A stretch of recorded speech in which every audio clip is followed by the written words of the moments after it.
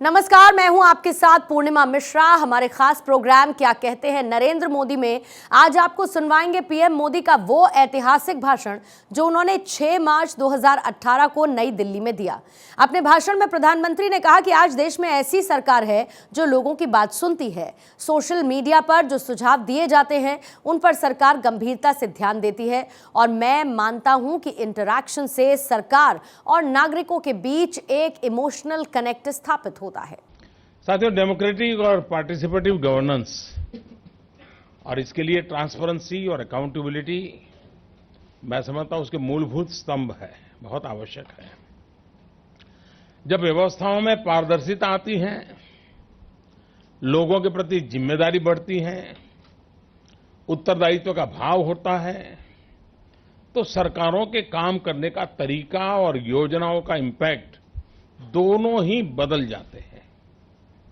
ऐसे में central information commission जैसी संस्थाएं ट्रांसपेरेंसी और अकाउंटेबिलिटी दोनों को ही बढ़ाने में एक बहुत अहम भूमिका निभाती हैं। ऐसी संस्थाएं ट्रस्ट बेस्ड गवर्नेंस के लिए कैटालिस्ट की तरह काम करती हैं। लोगों का सरकार पर भरोसा बढ़े और सरकार देश के ह्यूमन रिसोर्स का पूरा इस्तेमाल कर सके, अपने देश के नागरिकों की आशा आकांक्षाओं को ध्यान में रखते हुए फैसले ले सकें, इसके लिए इस तरह की संस्थाओं की बहुत अहमियत है। साथियों, मैं मानता हूं कि एम्पावर्ड सिटीजन हमारे लोकतंत्र का सबसे मजबूत स्तंभ है। पिछले 4 वर्षों में आपने देखा होगा कि किस तरह केंद्र सरकार ने अलग अलग माध्यमों के जरिए देश के लोगों को इन्फॉर्म एंड एम्पावर करने का प्रयास किया है। इतिहास में इस बात के अनेक उदाहरण मिलते हैं कि जब इंफॉर्मेशन को वन वे चैनल की तरह ट्रीट किया जाता है तो उसके कितने गंभीर परिणाम निकलते हैं। और इसलिए हमारी सरकार वन डायमेंशनल अप्रोच के बजाय आधुनिक इंफॉर्मेशन हाईवे के सिद्धांत पर काम करती है। एक ऐसा हाईवे जहां दोनों ही दिशा में इंफॉर्मेशन तेजी से आने जाने की व्यवस्था की गई है। साथियों, आज के आधुनिक इंफॉर्मेशन हाईवे के 5 पिलर्स हैं जिन पर हम एक साथ काम कर रहे हैं। ये 5 पिलर हैं: ask, listen, interact, act and inform. अगर मैं पहले स्तंभ आस्क यानी सवाल पर विस्तार से बात करूं तो सरकार की पॉलिसी और प्रोजेक्ट में बेहतर गवर्नेंस के लिए लोगों के हर तरह के सवालों को प्राथमिकता दी जाती है।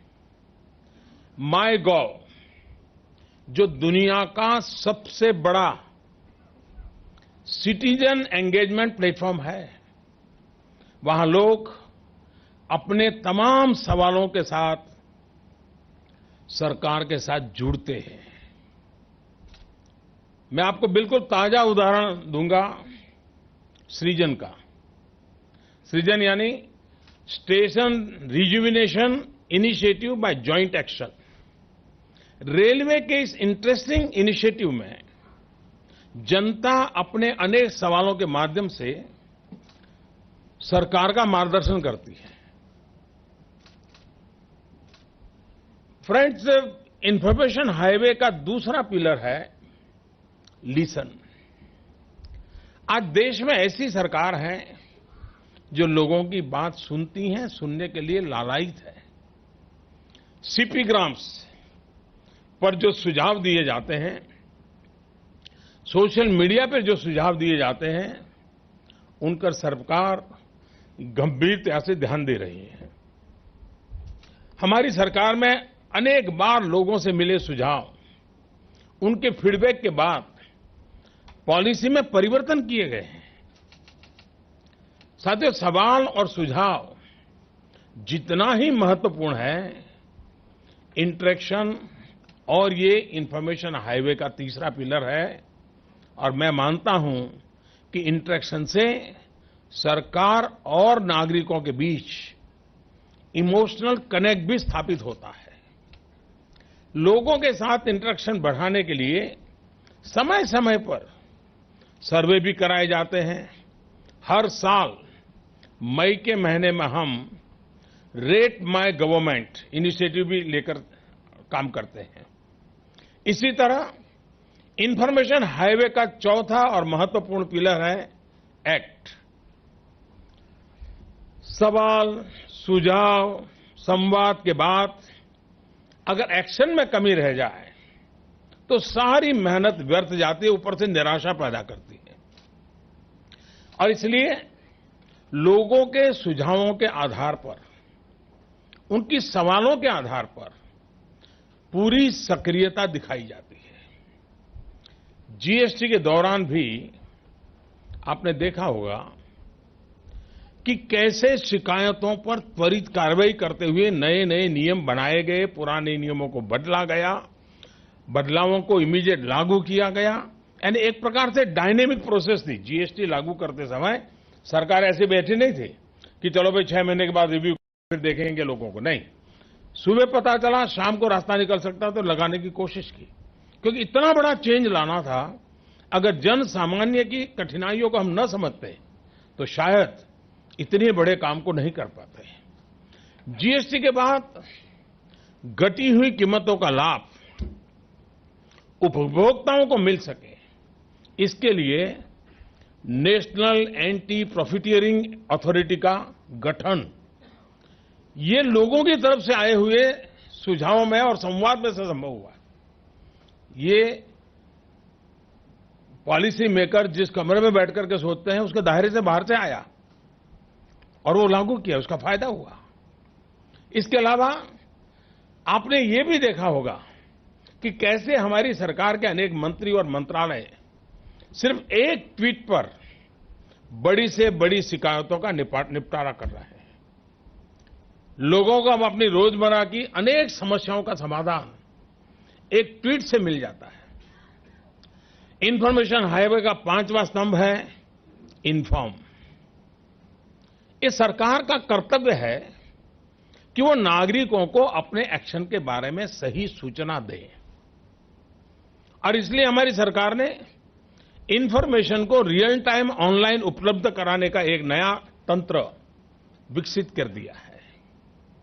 वेबसाइट पर डैशबोर्ड के माध्यम से लोगों को योजनाओं के बारे में अपडेट देने का काम पहली बार इसी सरकार ने किया है। स्वच्छ भारत के तहत कितने शौचालय बने, सौभाग्य योजना की क्या प्रोग्रेस है, उजाला योजना के तहत कितने एलईडी वितरित किए गए, मुद्रा योजना के तहत कितने लोन स्वीकृत किए गए, ऐसी अनेक महत्वपूर्ण जानकारियां अब ऑनलाइन उपलब्ध है। फ्रेंड्स, पहले ऐसा भी देखा जाता था कि अलग अलग लोग एक ही तरह की इंफॉर्मेशन मांगते हैं। ऐसे में अलग अलग लोगों के रिप्लाई करने को सिस्टम पर समय, संसाधन दोनों ज्यादा ही खर्च होता था। इसके निदान के लिए हमारी सरकार ने जो कॉमन सवाल होते हैं उससे जुड़ी इंफॉर्मेशन को संबंधित विभागों और मंत्रालयों के वेब पोर्टल पर अपलोड करने पर भी जोर दिया है।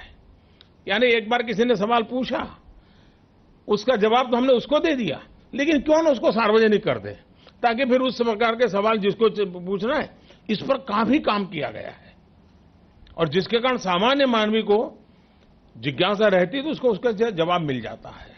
और इसका ये फायदा हुआ है कि नागरिकों को प्रक्रियाओं से जुड़ी इंफॉर्मेशन, योजनाओं से और जुड़े उसके स्टेटस हो, वो सारी चीजें ऑनलाइन उपलब्ध हो जाती है। इसके अलावा हमारे मंत्रालय जरूरी सूचनाओं को एसएमएस द्वारा भी लोगों तक पहुंचा रहे हैं। साथियों, आज भारत तेजी के साथ डिजिटली एम्पावर्ड सोसाइटी की ओर बढ़ रहा है। इंफॉर्मेशन टेक्नोलॉजी का इस्तेमाल न सिर्फ प्रक्रियाओं को आसान बनाने के लिए, लेकिन तकनीक ने ट्रांसपेरेंसी और क्वालिटी ऑफ सर्विस भी सुनिश्चित की है। सरकार द्वारा सिटीजन सर्विस को ज्यादा से ज्यादा सुविधाजनक बनाने के लिए डिजिटल टेक्नोलॉजी का विस्तार किया जा रहा है।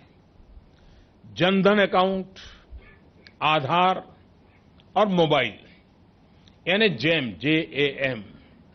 की त्रिशक्ति से सरकार ये सुनिश्चित कर रही है कि सरकारी योजनाओं का लाभ सही हाथों तक पहुंचे।